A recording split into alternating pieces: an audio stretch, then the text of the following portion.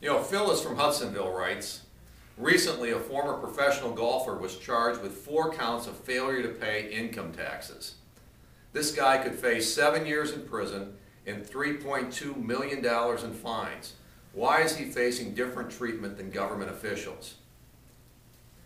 Again, Phyllis, a great question. You know, in my district offices, whether it's in Holland, Muskegon, or Cadillac, I get all kinds of calls every day from people who are having trouble with the IRS. And it's not a very pleasant experience. When you've got a problem with the IRS, typically the IRS wins. Now, sometimes we're able to work through that process and get a more favorable result if it's clear that the IRS is making a mistake. But when you compare the treatment that, you know, my constituents, your neighbors get, the treatment that this professional golfer gets, and the treatment that some of President Obama's appointees have gotten, it's night and day difference. They get appointed to be, you know, Secretary of the Treasury. They get these great jobs, you know, a pat on the back and saying we couldn't do it without you.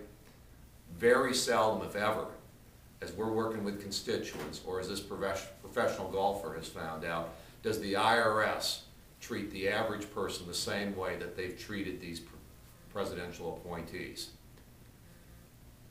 We need to make sure that we've got a consistent standard. We can't have one standard for elites and another standard for an average person.